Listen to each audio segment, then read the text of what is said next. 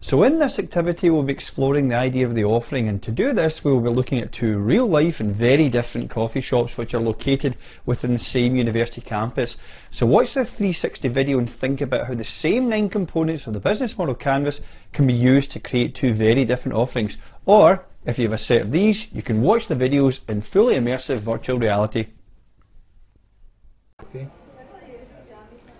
Okay, sitting here, Alan. Tell us about this coffee shop and the offering. On you go.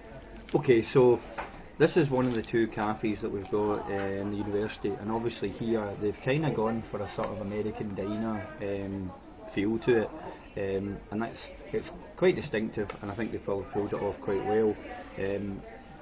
What we've found is this particular coffee shop tends to attract the staff more than the students. One of the reasons is generally it's fairly quiet.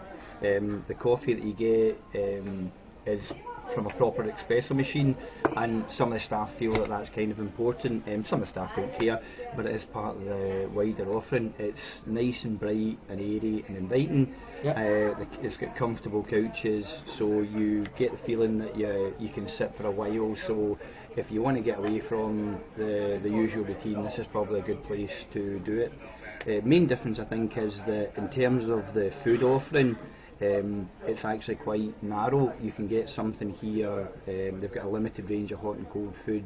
It's mainly sort of snack type stuff. Whereas other coffee shop, as we'll see in a minute, has a much wider food offering. So that's probably the main difference, apart from obviously the look and feel. Yeah, and it also becomes quite a good place because staff tend to just, we see that chap over there, his laptop over, and staff tend to come for meetings. We've got a couple over there.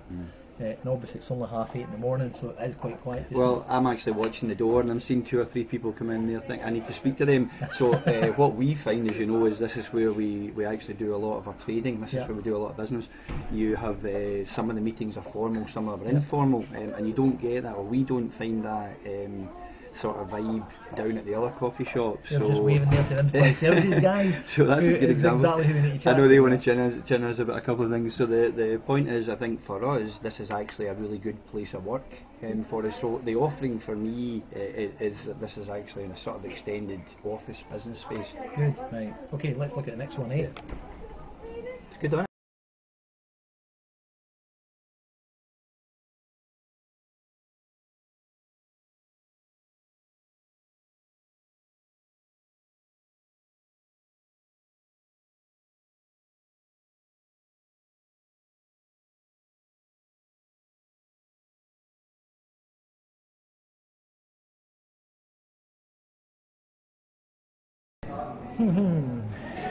Okay, Alan, before my chips get cold, this is the other cafe.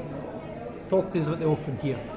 Okay, so clearly this is a very different offering from what we saw in the main entrance cafe.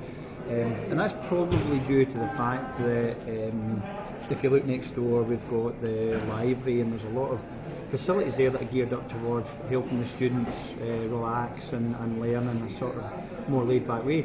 And I think that's the sort of culture that's spilled over into the coffee shop here. Now it's still a coffee shop, you can still get a perfectly serviceable cup of coffee. It's not from a espresso machine, it's from a vending machine, but it's still perfectly good.